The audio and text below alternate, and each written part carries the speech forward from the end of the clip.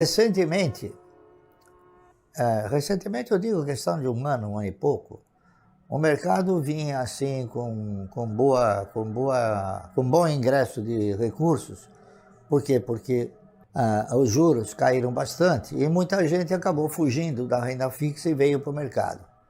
E muitas empresas aproveitaram para abrir o capital. Eu não tenho o hábito de comprar ações de empresas que abrem o capital, porque nenhuma delas te oferece uma boa oportunidade de compra em termos da minha postura, da minha visão.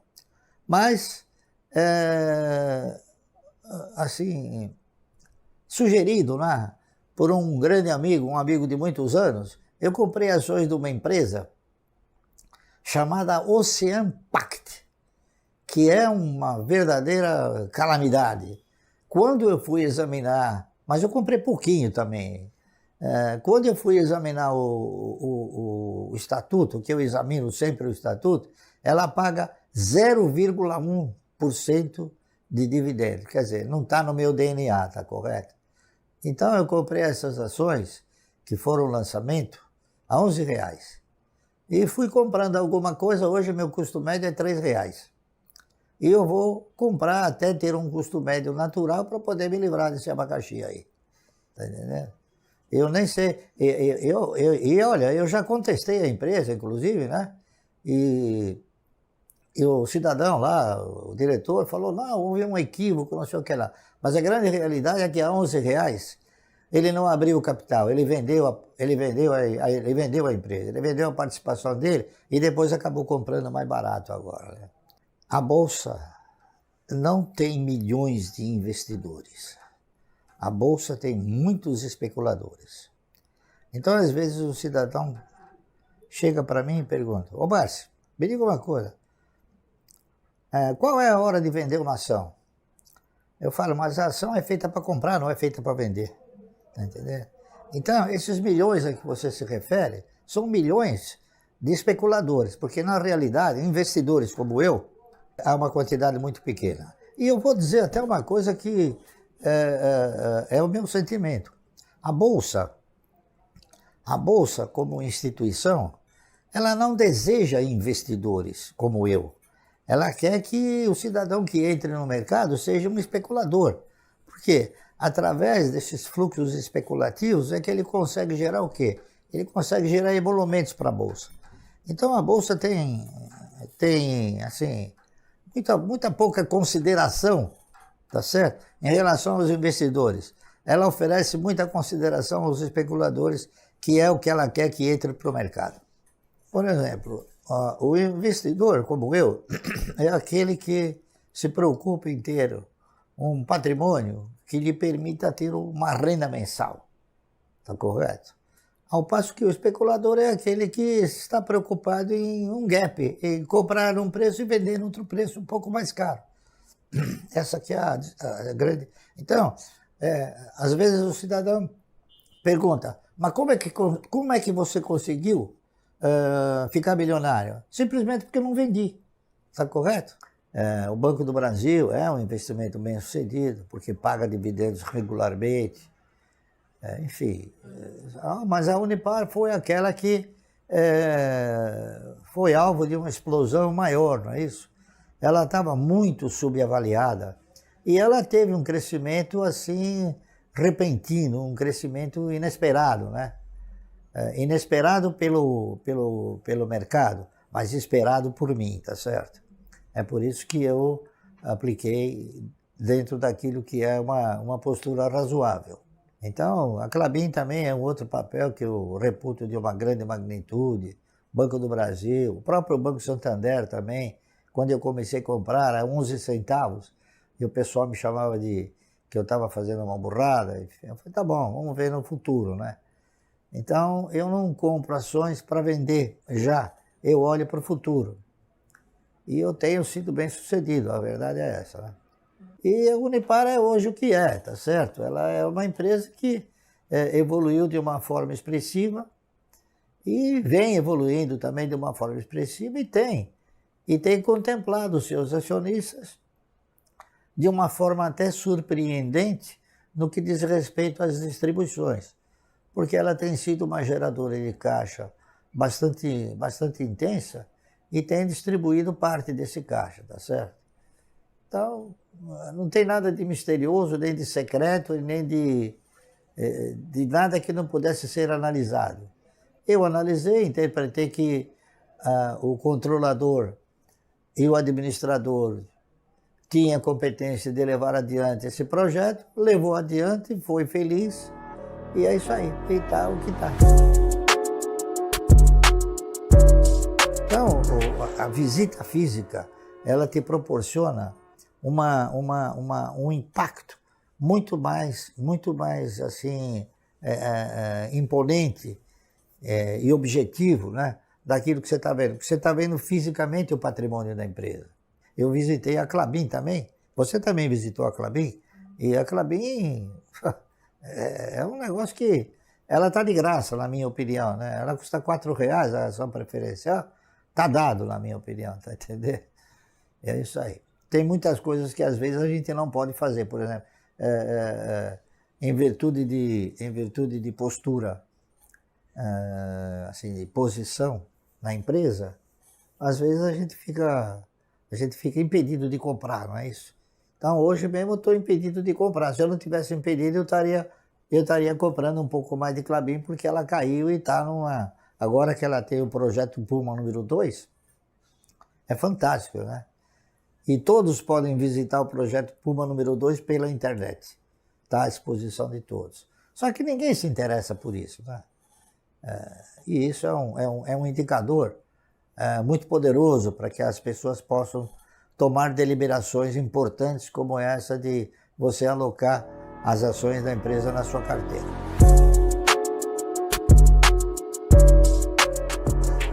Eu tenho alguns imóveis, não é isso? Mas esses imóveis eu comprei antes de 1994, quando ainda você tinha clientes para você alugar os imóveis, né?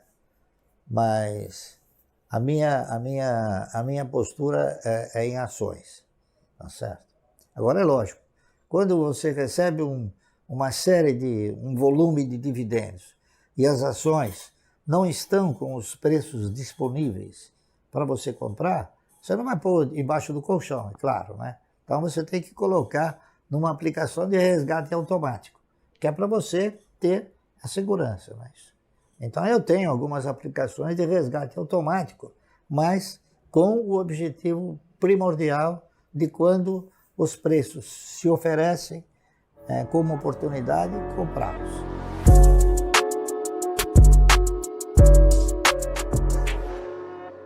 Veja o que eu vou falar para você. Eu acho que quando você vem para o mercado, você tem que vir observando um foco. Qual é o foco? O foco é você investir. Eu acho que a grande maioria das pessoas não absorve esse foco. As pessoas vêm no mercado e interpretam o mercado que é uma estrutura de sobe e desce. Então você tem que comprar quando ela desceu e vender quando ela subiu. E não é. Você tem que se posicionar de forma tal, eu volto a repetir, que você não assuma a postura de um acionista minoritário, que você assuma a postura de um pequeno dono, tá entendendo? E um pequeno dono, ele segue a trilha do dono, ele nunca vende, tá entendendo? A verdade é essa. Quer dizer, nunca vende não. Por exemplo, o dono da Ocean Pact vendeu a empresa. Então não é nunca, né? Existem aqueles que aproveitam até o mercado para poder vender as suas empresas, tá certo? Mas essas são empresas que a gente nunca deve comprar. Mas é muito importante você, primeiro, você estabelecer uma prioridade na sua vida, né? Então, essas prioridades, elas vão fazendo com que essa prioridade vai fazendo com que você, ao longo do tempo, você vai administrando os seus egos, tá certo? E com o decorrer do tempo você passa a controlar os seus egos. Então, eu sou uma pessoa que controla os meus egos. A maioria das pessoas não conseguem controlar os egos. Então as pessoas compram e gastam assim de uma forma desordenada. Eu não, eu gasto de uma forma ordenada, está correto? Eu nunca faço uma aquisição sem eu ter feito uma análise muito profunda. Já fui tentado inúmeras vezes, né? Mas ninguém conseguiu. Tá certo? Então eu procuro analisar e olhar o futuro. Eu não olho assim, eu olho para frente, né? Então, quando o cidadão tiver que comprar ações, tiver que entrar no mercado de valores, ele tem que analisar os projetos, ver a perenidade, ver a sustentabilidade do papel, a origem dos resultados, a potencialidade da empresa, né? o histórico de distribuições, enfim. Tem uma série de componentes que eu analiso e que são muito fáceis de serem detectados.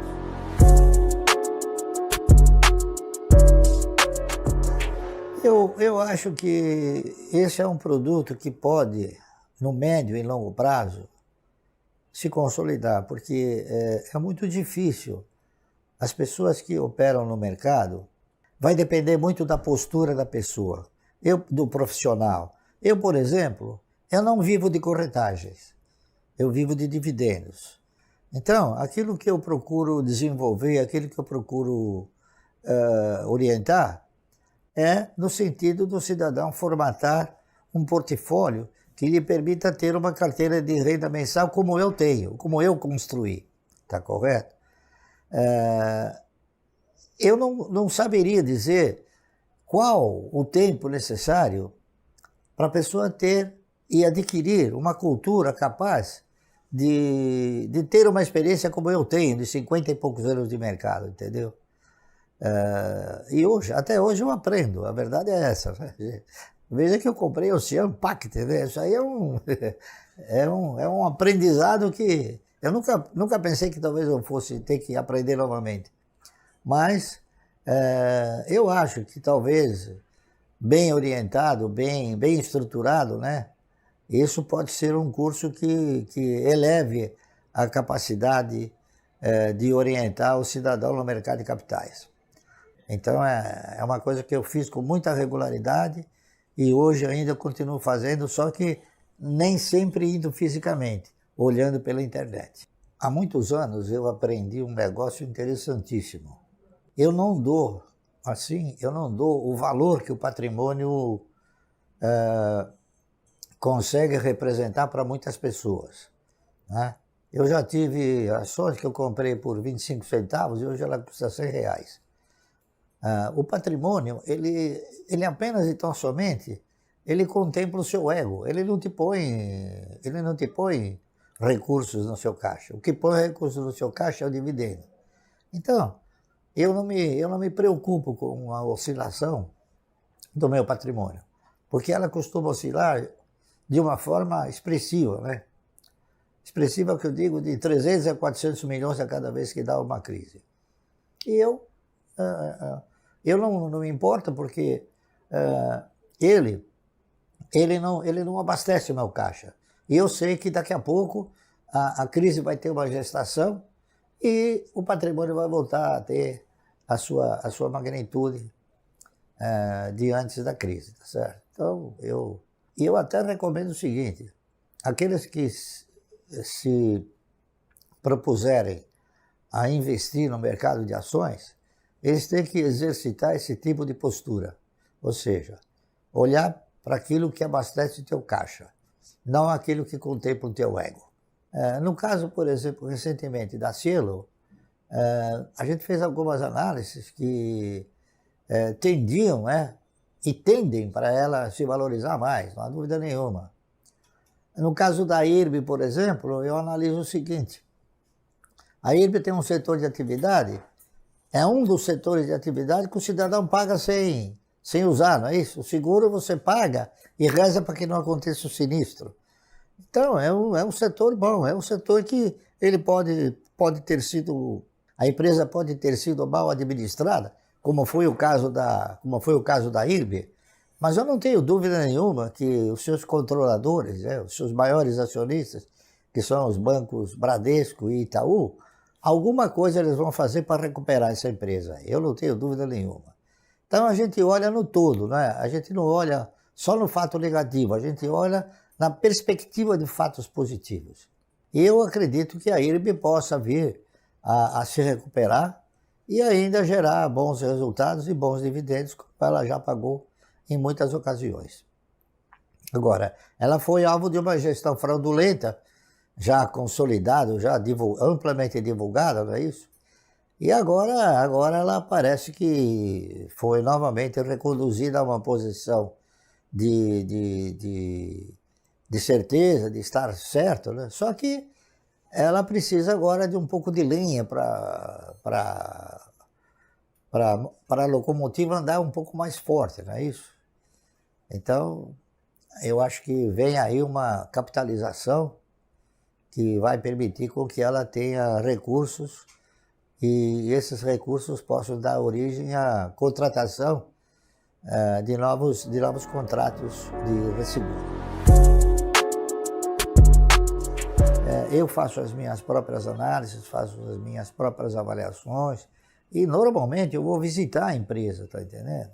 Eu conheço praticamente todas as empresas que eu invisto, quase todas. Eu só não conheço algumas. Por exemplo, eu não conheço a Auren, né? Que agora eu comecei a comprar um pouco dessas ações. Mas eu conheci desde o início, quando se edificaram as primeiras usinas hidrelétricas aqui no país, que foi a Camargo Correia, certo? Então eu fui visitar inúmeras vezes e vi o que representa isso, né? É um negócio fantástico, é um negócio portentoso, diga-se de passagem. E hoje a Auren, ela tem a propriedade de uma delas, que é Porto Primavera, não é isso? E ela tem aí a proposta na sua estrutura de comercializar energia, enfim. Então é uma proposta, é um projeto que me agrada bastante, certo? Então eu vou comprar um pouco disso daí, porque eu quero ter isso daí na carteira, porque a tradição é que o Grupo Votorantim sempre primou, nas parcerias que ele teve, sempre primou por distribuir bons dividendos, está correto? Então eu acho que não vai ser diferente agora.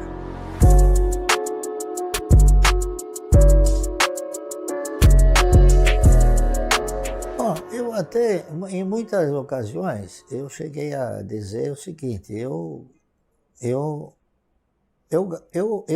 gasto aquilo que é necessário, tá entendendo?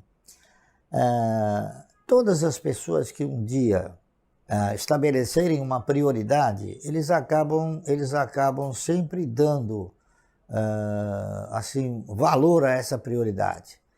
Então eu faço isso, a minha prioridade é cada vez mais ampliar a minha carteira de renda mensal. Então eu gasto tudo que for preciso, né? Eu até brinquei inúmeras vezes, falei, eu vou mudar meu nome, em vez de Luiz, eu vou me chamar Gastão, tá entendendo? Mas eu não faço economia nenhuma em moradia, enfim, em todas as necessidades vitais que o indivíduo tem que desenvolver. Eu moro bem, tá certo? Me locomovo bem, me visto de acordo com aquilo que eu acho que eu tenho que me vestir, tá entendendo? Eu nunca tive a pretensão, nem a sensação de agradar terceiros para que eles pudessem me dar uma avaliação da minha vestimenta, né? Agradando a mim, é o que basta, tá certo? Eu dou pouco valor para as opiniões. Agora, eu gasto o que for preciso gastar, eu gasto. E eu duvido que tenha alguém que gaste mais do que eu. Um dia eu fui pobre, né? Eu nunca tive a pretensão de ser rico. Eu sempre tive medo de voltar a ser pobre, certo? Então, o que acontece? O meu conceito de riqueza é o seguinte, é que rico é aquele que se contenta com o que tem. Eu sou pobre porque eu não me contento com o que eu tenho. Não porque eu interprete que o que eu tenho já não seja suficiente, mas é que eu acho que há a possibilidade de ganhar mais. Então, eu não quero parar no tempo, eu quero continuar evoluindo, tá certo? Então, e outra coisa, essa evolução vai fazendo com que as pessoas assumam um caráter mais positivo na sua carteira, nos seus ganhos, né? É isso aí. Chega num determinado momento que você não consegue ganhar, gastar, mas nem um centésimo daquilo que você ganha, certo? Então as pessoas gostariam que eu tivesse 5, 6 Mercedes, entendeu? Eu tenho bons carros, ótimos carros, mas não precisa ser o mais caro, não precisa ser o de 300 mil dólares, tá entendendo?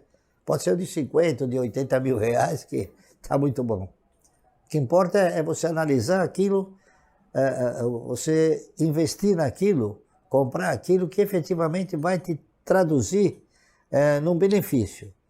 Eu não sou uma pessoa que compra bengalas, tá certo? Bengalas é o seguinte, eu não preciso chegar para uma pessoa e falar, olha, tá vendo, eu tenho isso, eu tenho aquilo, eu tenho outro. Ao contrário, as ações